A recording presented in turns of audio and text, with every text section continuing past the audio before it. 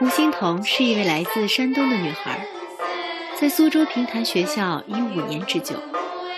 说起接触苏州评弹，也是极为偶然，只是来游玩的时候听到了，便从此一发不可收拾。手如柔荑，琴手峨眉，用来形容胡欣彤再适合不过。这位来自北方的女孩，把南北方完美地融合在了一起，一颦一笑都带着北方灵动和南方娇俏。苏州是一个很有文化的城市，然后它的文化底蕴也很深，走在大街小巷上都能听到一些很优美的旋律，然后这些旋律就是评弹，然后我很受这些旋律的吸引，然后就很想去进一步了解它们，所以才选择了评弹。无头楚尾水乡情，江左文采出评弹。这门百年艺术在苏州从未停止过它充满韵律的脚步，在一代代的传承与发展中，而这座水乡之城也拥有着全国唯一培养评弹艺术表演人才的摇篮。与胡欣彤搭档的彭苏晨是土生土长的苏州男孩，在印象中提起苏州评弹，似乎总会想到胡欣彤那样清波琴弦、烟花玉手、娇媚可人的女子。可眼前这个剑眉星眸、高大帅气的男孩却说，这门传统的文化艺术依旧是现代科学时代里不可缺失的瑰宝。我是因为家里爷爷奶奶、外公外婆他们从小就喜欢评弹这些东西，然后小时候也会跟我提起他们以前小时候听评弹，包括听一些传统的故事，然后一些旋律什么也会跟我哼哼。然后后来有这么一个评弹学校来招生，然后就我来尝试了一下，然后就考上了，然后他们也比较支持，毕竟就是也是他们小时候那个一个梦想，就是他们也想学一下这个东西，那时候没有这个条件，然后现在就支持我来学这个东西了。在长期的合作中，两人建立起了不一样的革命友谊。谈起当初第一次见面的时候，两人的笑颜如花。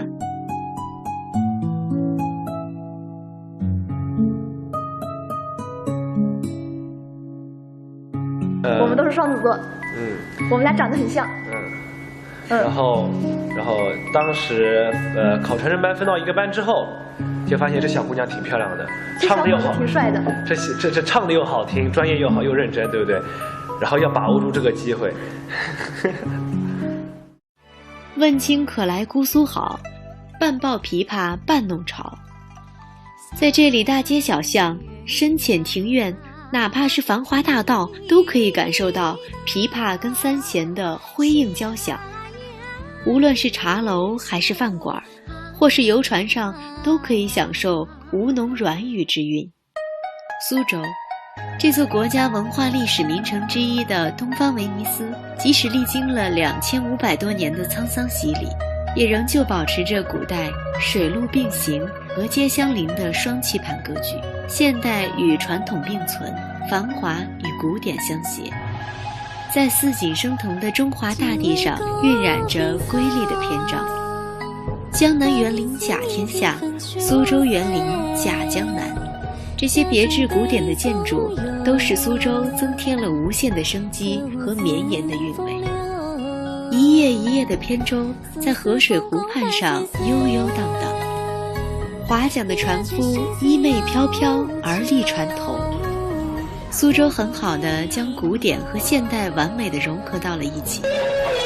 在苏州的饭馆里，除了可以满足味蕾，还可以享受曼妙的音色，一把琵琶一把弦。且看那台上的人，柔提清波，红唇呢喃，一字字一句句一声声，透过那细细长长的线，透过人类智慧所孕育出的科技，辗转了千回百折的变迁，经历过几百年的风尘仆仆，由古老的演变到现代的传承。随着这里极具苏州特色的饭食，都通通填进了各位饕餮的腹中里面，满足着他们的灵魂。苏州弹评对唱腔的要求极为严格，或抑扬顿挫，或轻轻柔缓，都需要平静的气息。所以在苏州评弹学校里，每天都会上演群声齐发的场景。这是基本功，也是每日不可缺的，就如同他们必修课一样。说表与弹唱，语调包括咬字，然后就是等于最标准的苏州话，就是系统的教一下，然后包括纠正我们的咬字。唱呢就是唱腔，唱腔的话，它里面就会介绍各种唱腔的那个曲调的唱腔，然后包括强调、余调、沉调、省削调都有了，都会教一下。然后自己学了之后会知道自己适合哪个调，然后以后就可以往哪个调上发展。吴侬软语的苏州方言，这可是让外地人胡欣彤花费了好一番的功夫。然后作为一个外地人，就是在语言方面就是完全不精通。然后刚开始上课的时候，老师讲什么都听不懂。然后到后来，我们有一开始不是说表课，是叫正音课，就是先把包括不正宗的苏州话都变成正宗的苏州话。然后苏州话也有那些像英语有音标，苏州话也有什么声母韵母什么的。然后就拿个小本子在那边记，然后慢慢的练，看老师的口型怎么发音，然后就是一步一步，一年一年，循序渐进的，差不多已经可以流利的讲苏州话了。就是这样，日日年年，反反复复的练习，才成就两人一次又一次的默契演出。评弹，男女有着不同的独特腔调。一般来说，女生是余调，男生则是讲调。这位是我们评弹的一个创作大家，叫林秀山，他是创作余调的。然后余调的特点就是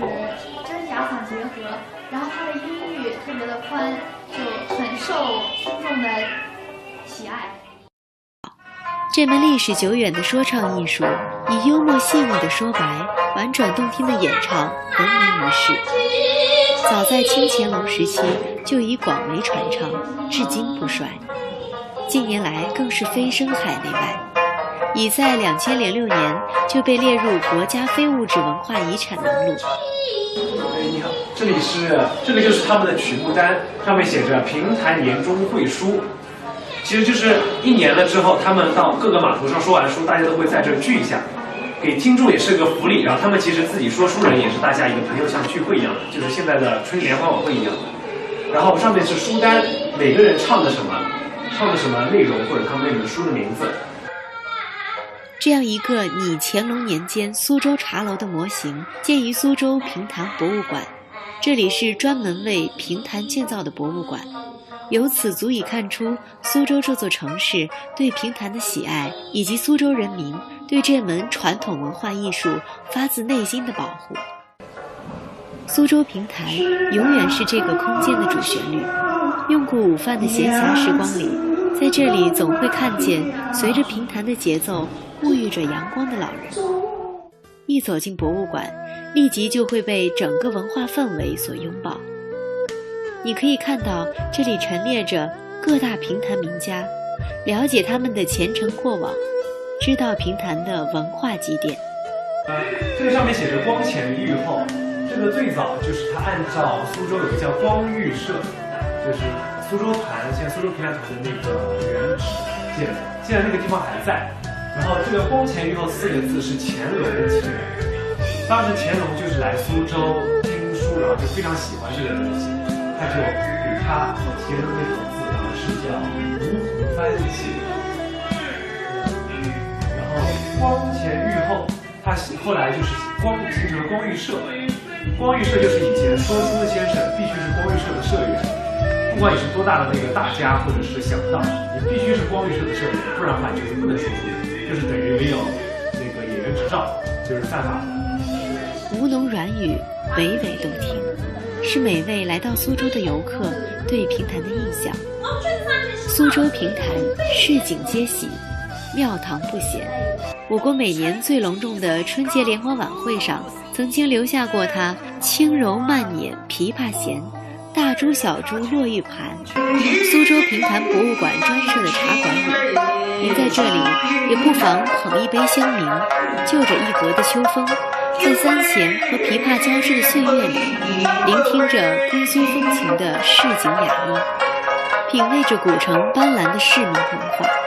真真切切地感受一番何为清月时有寒玉在耳，悠远处有云萦绕梁。就是说，每到下午的时候啊，就吃好饭以后呢，有很多休闲的方式。那么随着那个生活的条件变化，还有我们的网络啊各方面的，苏州博物馆有很多给我们提供了老人很多方面。有的人呢打麻将，有的人呢喜欢就是在店家里，那有的人呢就是很休闲。所以我觉得听书呢，它是一个非常能滋养人的地方啊，不光是从演员先生上能够表达的语言，还有很多氛围是比较文明。我觉得最关键一点比较文明。那么这儿的老人呢，有的呢是天天来的，作为一个休闲的场合；有的呢是作为一个吸收营养的场合，啊，又从每个人的角度不一样。我们有很多老人呢是不约而同的，年轻人呢他没有这个条件，因为他的时间不对，他也很想听。所以你们不要以为就是说平台就是老人生活的一段，其实它也是一种文化的一种文化宣传的一种场所，也是我们精神营养的需要，所以我们每天就来的。评话里有凌云壮志的江湖，谈词里有温软细腻的美人香，而这里吸引的不仅仅是苏州市民，还有世界各地愿闻其音而来慕名者。浙江、上海的，还有浙江的，他们都是有的是每天来，听到他们有劲的时候，特别是双休日，他们就是比方说我们苏州是上海的后花园嘛，他们就坐了火车过来了听，就听完了就回去了再听。那为什么？就是我跟你说的吴侬软语，娓娓动听，它有很多东西，好的东西通过语言去表达。赵世英啊，其实我们也知道，电影也有，今天对吧？吴秀波主演的，但是听到他这个叙说，有很多东西，从而又了解了很多东西。